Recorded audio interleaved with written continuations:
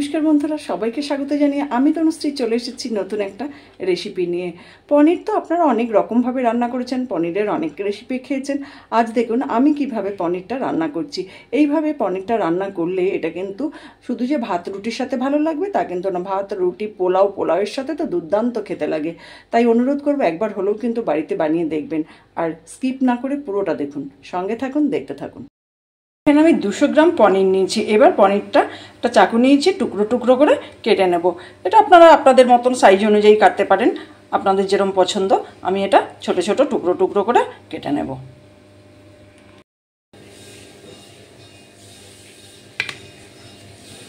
এইভাবে আমি পিসগুলো করছি, এটা আপনারা আপনাদের পছন্দ মতন করে নেবেন। 200 গ্রাম পনির নিয়েছিলাম, টুকরো করে কেটে নিয়েছি। এই যে এরকমভাবে পিসগুলো করেছি। আপনারা চাইলে একটু বড়ও করতে পারেন, ছোটও করতে পারেন। আমি মিডিয়াম সাইজের করেছি, এতগুলো টুকরো আমার হয়েছে। এখানে আমি নিয়েছি 14-15টা কাজু বাদাম আর 2 চামচ চারমগজ। এবার এই কাজু বাদাম আর চারমগজের একটা পেস্ট বানিয়ে নেব। এখানে আমি একটা টমেটো নিয়েছি আর কয়েক টুকরো আদা নিয়েছি। এবার এই আদা টমেটোরও একটা পেস্ট বানিয়ে নেব। আমি একটা কড়াই বসিয়ে দিয়েছি আর কড়াইয়ে দিয়ে দিলাম তেল। গরম হয়ে গেছে। এবার আমি টুকরো করে রাখা পনিরের টুকরোগুলো আবার দিয়ে দিচ্ছি। তেলের মধ্যে হালকা করে ভেজে নেব, জাস্ট একটু এপিট ওপিট করে নেব। খুব বেশি ভাজবো না, একটু জাস্ট এপিট ওপিট করে নেব। এবার আমি পনিরের টুকরোগুলো তুলে নিয়ে গরম জলের মধ্যে দিয়ে দিচ্ছি। যেখানে গরম জল রেখেছিলাম গরম জলে দিয়ে দিলাম। বাকি পনিরগুলো আমি একই রকমভাবে একটু জাস্ট ভেজে নিচ্ছি। সব পনিরের টুকরোগুলো আমি তুলে এইভাবে জলে দিয়ে দিয়েছি, গরম জল। পনিরগুলো ভাজার পর তেলটা তো ছিলই, ওই তেলের মধ্যে আমি দিয়ে দিলাম 2টো ছোটো এলাচ, একটু ফাটিয়ে নিয়ে দিয়ে দিলাম। এরপর আমি টমেটো আদার যে পেস্টটা বানিয়ে রেখেছিলাম সেই পেস্টটা দিয়ে দিলাম। এবার টমেটো পেস্টটা একটু ভালো করে কষিয়ে নেব, যাতে টমেটোর কাঁচা ভাবটা না থাকে, না হলে কিন্তু একটা কাঁচা গন্ধ আসে টমেটোর। আদার পেস্টটা তো ভালো করে কষানো হয়ে গেছে। এরপর আমি দিয়ে দিচ্ছি যে চারমগজ আর কাজু পেস্ট করে রেখেছিলাম, সেই পেস্টটা দিয়ে দিলাম। এবার ভালো করে কষিয়ে নেব। আর কিন্তু কোনো মশলা আমি এখানে অ্যাড করব না। আর রান্নাটা একটু সাদা সাদা দেখতে হয়, যার জন্য আমি হলুদ গুঁড়োও দিচ্ছি না।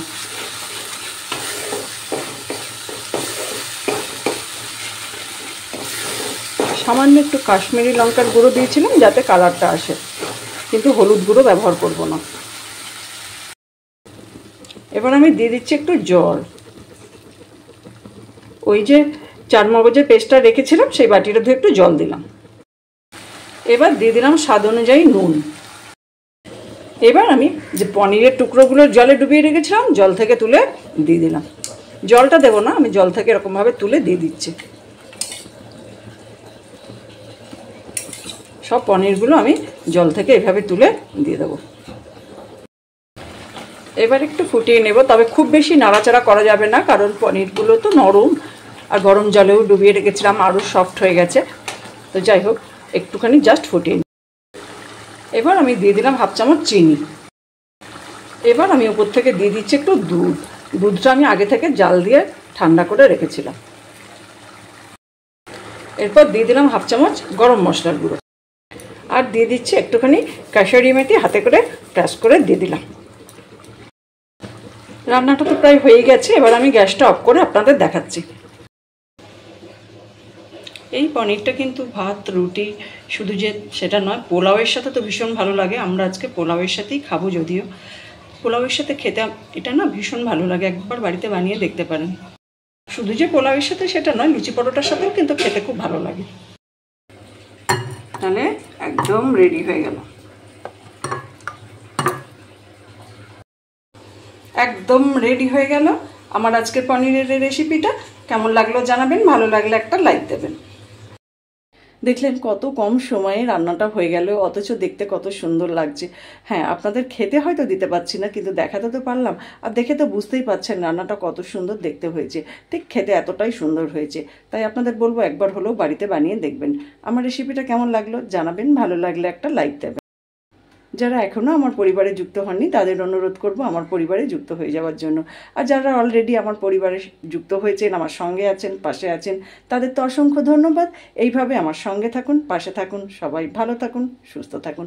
দেখা হবে অন্য কোনো দিন অন্য কোনো রেসিপি নিয়ে। ভালো থাকবেন সবাই।